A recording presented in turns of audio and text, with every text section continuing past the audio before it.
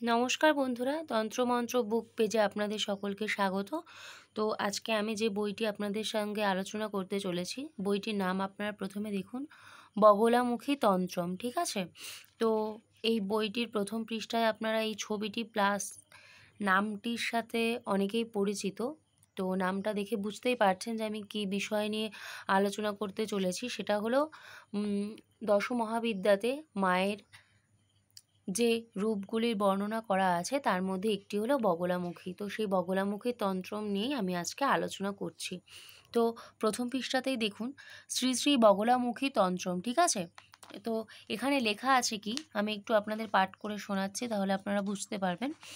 তন্ত্র সম্বন্ধে জ্ঞাতব্য বরাতবিহীন বগলামুখী প্রতিমা পূজা বিধি, যন্ত্র এবং যন্ত্রের পূজাবিধি, তারপরে অঘোর তন্ত্রোক্ত বগলামুখী পূজা, তারপরে বিস্তৃত হোম বগলামুখী স্তোত্রম কবচম। ঠিক আছে?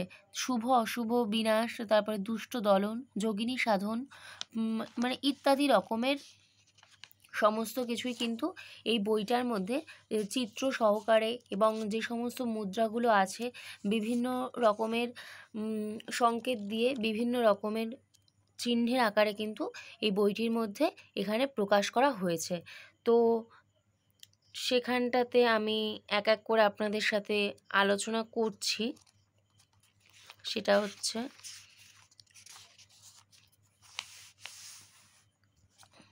এখানে প্রথম অধ্যায়ে লেখা আছে তন্ত্র কী, শাস্ত্র কী। তো বইটার মধ্যে আপনারা ঠিক কী কী পাচ্ছেন বা কী কী বিষয় নিয়ে বইটার বিস্তর আলোচনার বিষয়গুলি কী কী আছে সেটাই কিন্তু এই সূচিপত্রে সুন্দরভাবে তুলে ধরা হয়েছে।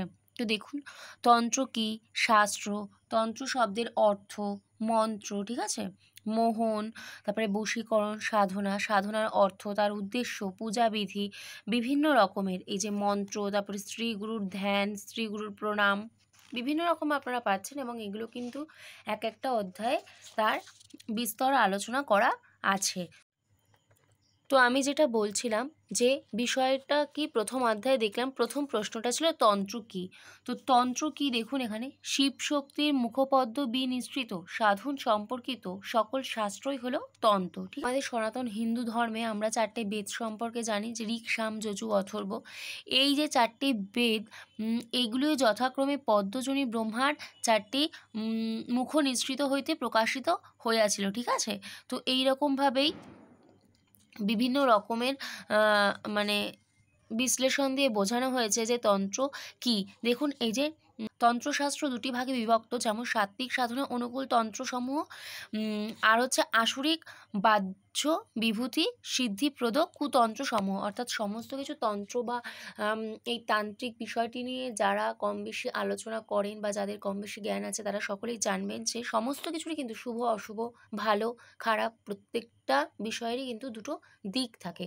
তো এখানেও সেটাই বলেছে। এর বিস্তরগুলো আছে, যে এই যে তন্ত্রের সাধন বিষয়কে আবার দুটি ভাগে ভাগ করা হয়েছে। তো তন্ত্র কি সেটা যে সংক্ষেপে আপনি এক লাইন বা দু লাইনে পেয়ে যাচ্ছেন এখানে, এমন কিন্তু বিষয় নয়।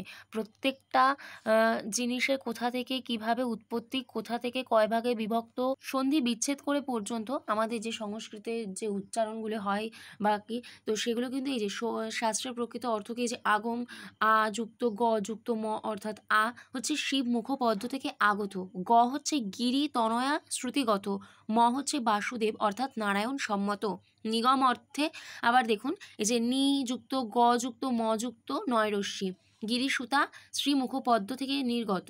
ঠিক আছে? এইভাবে প্রত্যেকটা সন্ধি বিশ্লেষণ করে করে কিন্তু এখানে আপনাকে প্রত্যেকটি ব্যাখ্যা আপনাকে তুলে ধরা হচ্ছে এই বইটার মধ্যে। তো এই বইটা আপনারা যদি নিতে চান, তো মানে নিতে চান কি বলবো, এই বইটা যদি আপনারা আপনাদের কাছে রাখতে পারেন, যারা তন্ত্রমন্ত্র নিয়ে কাজ করছেন বা কাজ করতে চাইছেন, বা তন্ত্রমন্ত্র বিষয়টা, আমাদের দশ মহাবিদ্যা, মায়ের বিভিন্ন রূপ, তার কি শক্তি, কোনটা কি যন্ত্রের কি কার্যকারিতা, কি উপকারিতা, আপনারা যদি এই সমস্তটা যদি আপনারা সিদ্ধি লাভ করতে চান, তবে এই বইটি আপনাদের জন্য খুবই একটি উপকৃত বই হবে বলে আমি মনে করছি। তো এই বইটা আমাদের স্ক্রিনে যে নাম্বার দেওয়া থাকবে, অথবা হোয়াটসঅ্যাপ নাম্বার যেটা আপনারা দেখতে পাবেন, সেই নাম্বারে আপনারা যোগাযোগ করবেন।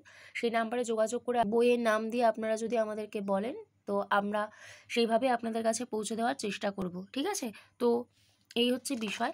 বইটির মধ্যে প্রচুর জিনিস আছে, প্রচুর জিনিস, যে ভূত শুদ্ধির ব্যাখ্যা, এই যে এইভাবে কিন্তু ব্যাখ্যাগুলো প্রত্যেকটা দেওয়া আছে। এবার আমি যেটা আপনাদেরকে একটু আগে বলছিলাম সেটা হচ্ছে বিভিন্ন মুদ্রা।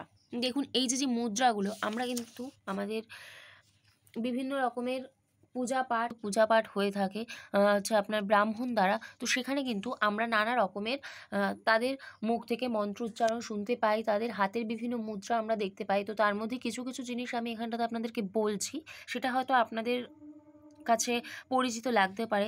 সেগুলো হচ্ছে এই যে সংকল্প করা।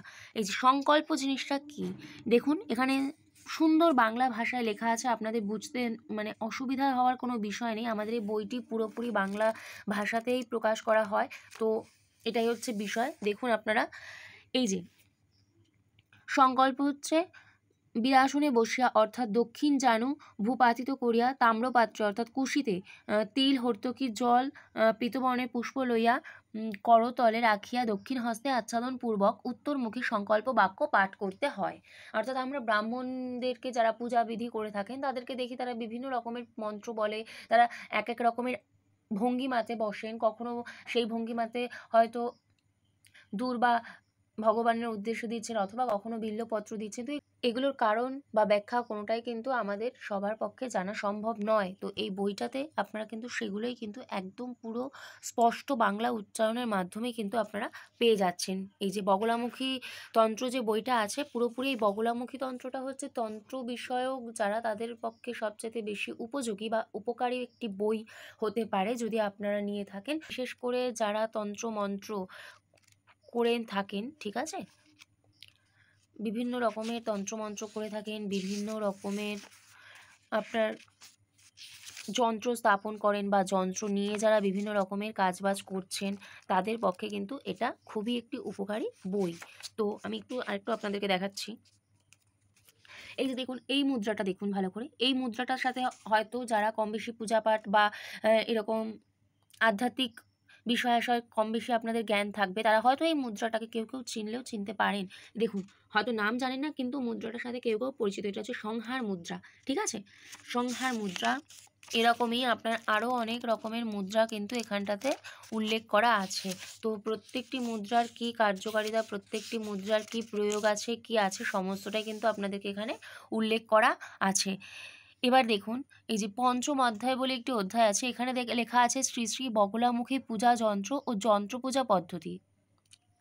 এখানটাতে বগলামুখীর পূজা কিভাবে করতে হবে এবং বগলামুখী পূজার যে বিধি নিষেধগুলো সেগুলো কিন্তু এখানে সমস্তটাই উল্লেখ করা আছে। আর সবচাইতে এখানে দেখুন একটা গুরুত্বপূর্ণ জিনিস হচ্ছে যে বগলামুখী পূজা যন্ত্র, অর্থাৎ যন্ত্র পূজা করতে হলে প্রথমে সাধক যন্ত্র নির্মাণ করবেন, তাহার পর পূজা কার্য করিবেন। এখানটাতে যেটা বলেছে সেটা হচ্ছে যে কোনো জিনিসেরই একটা শুরু করতে গেলে পরে তার কিন্তু নির্দিষ্ট কিছু নিয়ম কানুন কিন্তু আমাদেরকে মেনে চলতে হয়, তবেই কিন্তু সেই কার্যে আমরা সিদ্ধি লাভ করতে পারি। অতএব এখানে কি বলছে, বগলামুখী যন্ত্র, যে যন্ত্রটা যে আমরা স্থাপন করব সেটা মুখে বলা মাত্র তো স্থাপন হবে না। তো তার জন্য কি কি ক্রিয়ার মধ্যে দিয়ে আমাদের যেতে হবে, কি কি নিয়ম আচার আমাদেরকে মানতে হবে, তো এটাই কিন্তু এখানে স্পষ্টভাবে উল্লেখ করা আছে। বগলামুখী পূজা যন্ত্র যেটা এই যে আমি বললাম, তো এটা দেখুন এই যে যন্ত্রটার ছবিটা আপনারা দেখুন। এবার যারা এগুলো নির্মাণ করতে পারেন বা যারা এগুলো নিয়ে কাজ করে থাকেন তাদের পক্ষে বুঝতে আরও সুবিধা। এইভাবেই হচ্ছে বিভিন্ন যন্ত্র নিয়ে কাজ শুরু করার আগে বা বিভিন্ন যন্ত্রের প্রাণ প্রতিষ্ঠা করার আগে কিন্তু আমাদের এইভাবে কিন্তু যন্ত্রের চিত্র অঙ্কন করতে হয়। এবার দেখুন এই যে বগলামুখী ধারণ যন্ত্র, বিষয়টা কি?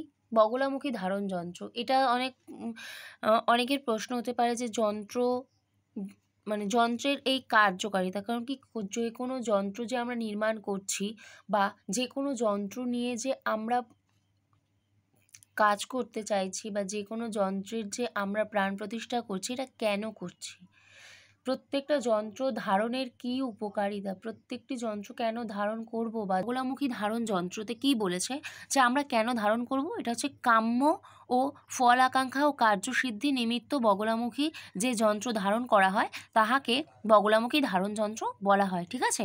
তো এর দেহের মধ্যে যে 6টি চক্র বিরাজিত আছে সেগুলি হলো মূলাধার, স্বাধিষ্ঠান, মণিপুর, অনাহত, বিশুদ্ধ চক্র, আজ্ঞা চক্র, ঠিক আছে। এখানে এই চক্রের বিস্তারিত আবার বিবরণ দেওয়া আছে, অর্থাৎ যে চক্রগুলো আমি আলোচনা করলাম মূলাধার, তারপরে অনাহত, বিশুদ্ধ চক্র, প্রত্যেকটা চক্রের কিন্তু বিস্তর এখানে আপনারা এই যে সমস্তটাই কিন্তু অতি সংক্ষেপে সুন্দরভাবে কিন্তু আপনারা এখানে কিন্তু পেয়ে যাচ্ছেন। এবং কোন চক্রের কি কার্যকারিতা, কোন চক্রের কি বর্ণনা, কোন চক্র কিসে প্রয়োগ, কিভাবে প্রয়োগ, সমস্তটাই কিন্তু আপনারা এই একটা বইয়ের মধ্যে পেয়ে যাচ্ছেন। তো এটাই হচ্ছে বিষয় আজকের। এরকম আরও একাধিক প্রশ্ন যদি আপনাদের কারোর থেকে থাকে, আশা করি আপনার এই বগলামুখী তন্ত্র বইটির মধ্যে পেয়ে যাবেন।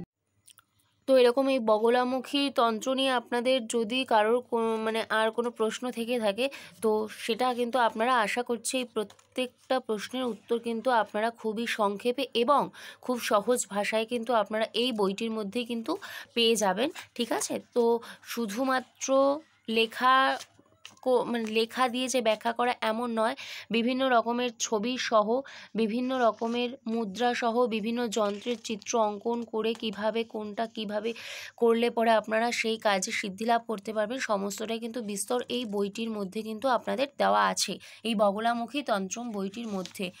তো আশা করি আপনাদের কম বেশি কিছুটা সাহায্য করতে পেরেছি। তো আপনারা এই যে বইটি দেখে নিন, বগলামুখী তন্ত্রম লেখা আছে, এরকম ছবি আমি আরও একবার দেখিয়ে দিচ্ছি আপনাদের।